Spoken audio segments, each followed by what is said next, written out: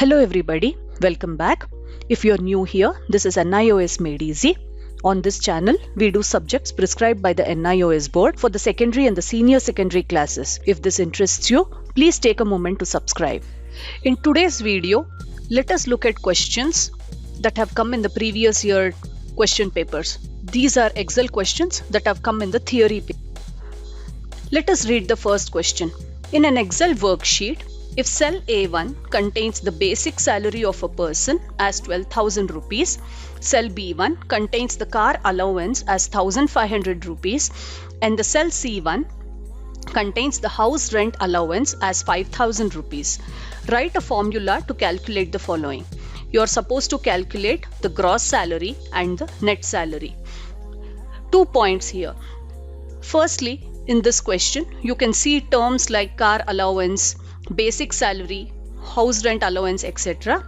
These are components of a salary which might be new to you.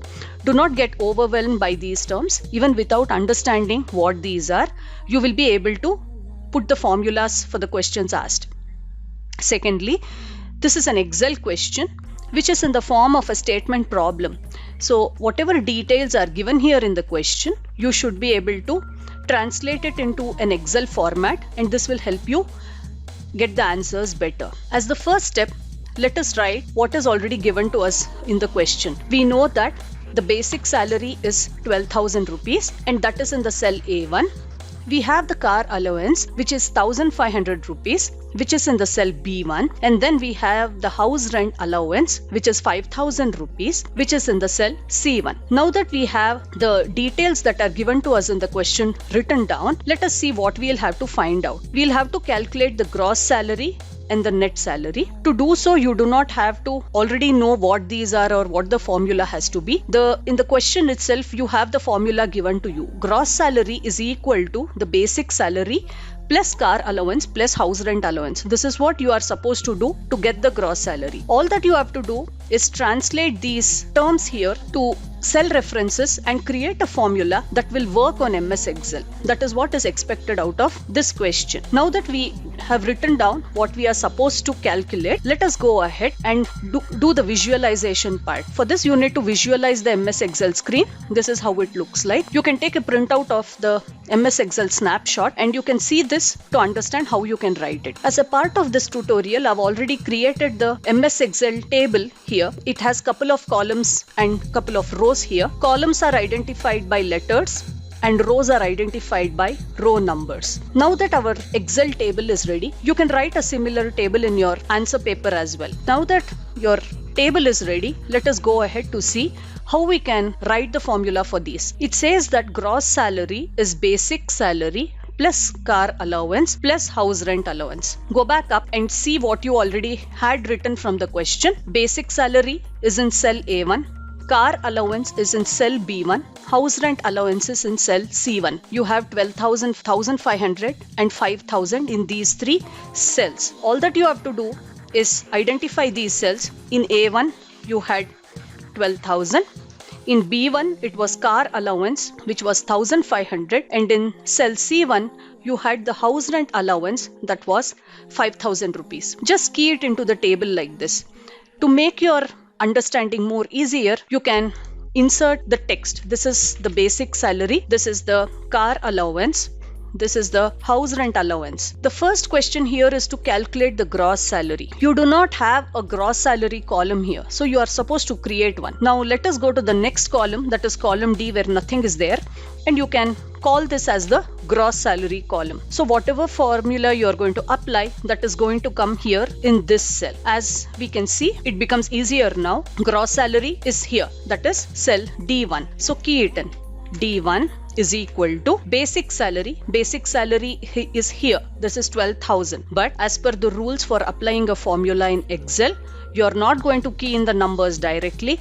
You will have to use the cell references only. So the cell reference for this 12,000 is A1. Similarly, for car allowance, it is B1. And for house rent allowance, which is 5,000, the cell reference is C1. So we now have our formula. So this is our formula for calculating the gross salary. The next sub question is to calculate the net salary. Again, we do not have a net salary column. So we can use the next column available here, that is column E, as our column for net salary. So the formula we write for calculating the net salary will come here in this cell E1. So let us go ahead and write it. E1, which is our net salary, is equal to gross salary. Gross salary is here. We just calculated. It is in the cell D1. D1 minus 2% basic salary. 2%. We'll have to read this as 2% of the basic salary. For mathematically doing it, you will do it as 2% into basic salary. So you can key in 2% as it is, put a multiplication symbol there and into basic salary. Basic salary is here in cell A1. So give the cell reference. So this is your formula for calculating the net salary. We can go back here and key in our answer A1 plus B1 plus C1. This is our formula to calculate the gross salary. For the net salary, we can say is equal to D1 minus 2% into A1. That is your basic salary. You can put the multiplication operation here inside the brackets so that it is easier for people to understand. So with this, we have calculated the formula for both the gross salary and the net salary. If you go back and read the question again, the last line here asks you to write a formula or come up with a formula. So we have done that. But you can go ahead from here and you can actually add these components, that is A1, that is 12,000 plus 1,500 plus 5,000, and actually get an answer. But it is also perfectly fine to stop at this stage. Let's move on to our next question. I'll read out the question. The above table shows the sales figures for the air conditioner sold in 4 major cities of Uttar Pradesh from the year 2010 to 2013. Based on this data, write the formula to calculate the following. You'll have to calculate the total sales in the year 2012, total sales in Moradabad, total sales in Agra and Lucknow, and total sales, average sales in Bareilly. For the sake of this tutorial, I've created a table here so that I can mark and show you. However, in the exam, you do not have to create a new table. You can use the table that is already given to you in the question paper. You can mark it on the question paper and try to write the formula. Observing this table closely, you can see that the columns B, C, D and E, they hold data as per the cities. Observe the columns B, C, D and E, they hold city-wise data. Column B has the data of Moradabad, column C has the data of Lucknow, column D has that of Agra, and column E has the data of Bareilly. If you look at the data row-wise, each row has the data for a specific year. So for row 2 it is 2010, row 3 it is 2011, 2012 and 2013 and so on. So if you look at the rows, you're looking at data for a specific year. If you're looking at the columns, you're looking at data for a specific city. So with that in mind, let us go ahead. They're asking us to find out the total sales that has happened in 2012. So 2012 is here. So we'll have to look at the row data, the data at row number 4. To calculate the total sales that has happened in 2012, we'll have to add up the data for Moradabad, Lucknow, Agra and Bareilly. Before you actually write down the formula, mark the cells which you will have to add up for this formula. So it is this.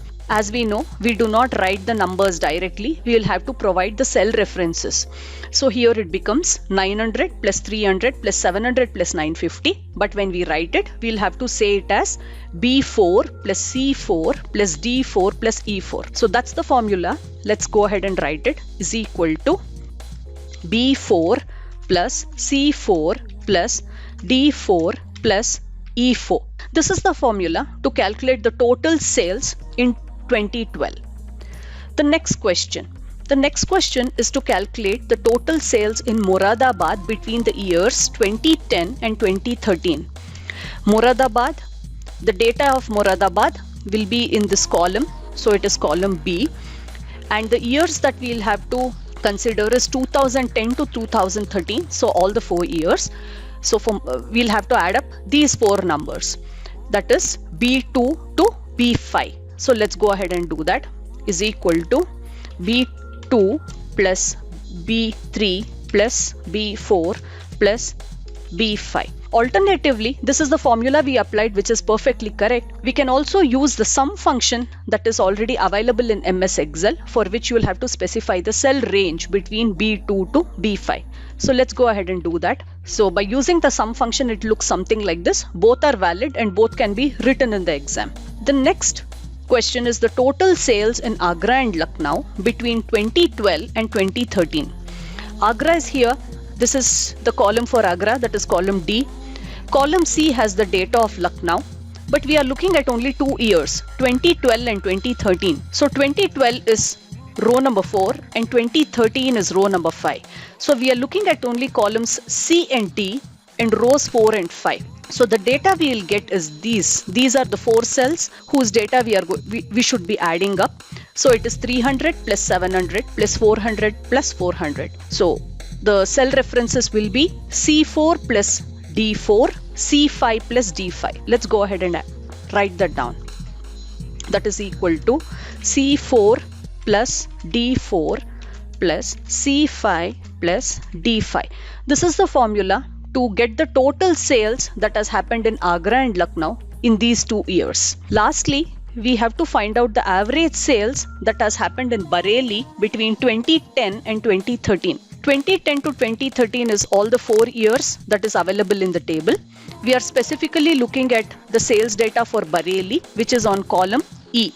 So we'll have to find the average sales that has happened in Bareilly. For the average function, to calculate the average, we can use the average function. So it is average of, specify the cell range, it is E2 to E5. This will give us the average sales that has happened in Bareilly in this time period. With this, we have completed the second question as well.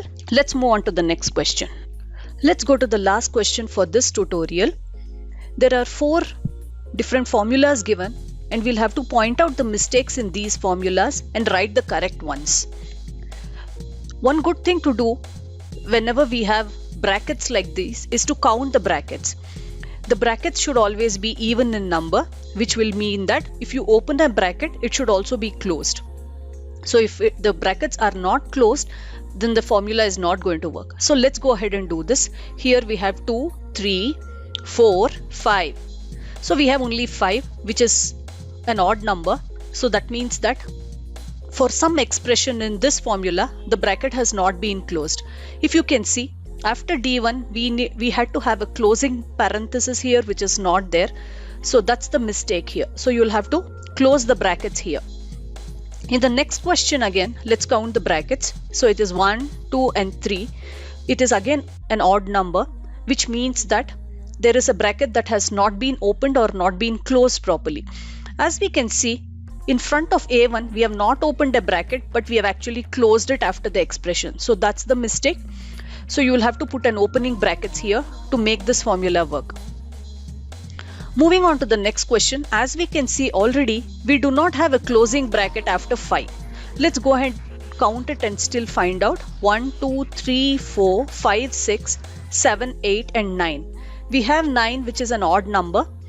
It has to be an even number. So we'll have to close the brackets after 5, which means that this formula is going to work. The last question, we have A1 lesser than 5, lesser than 2, minus 3. If you try this expression out in MS Excel, it is going to give you a true or a false answer, because greater than and lesser than is a logical operator. So it is going to give you a true or a false answer.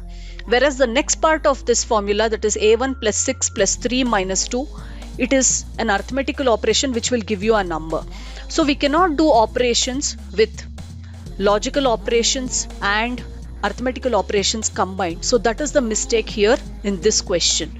So to fix this formula, you can change the lesser than symbols here to make it work correct. With this, we have come to the end of this video.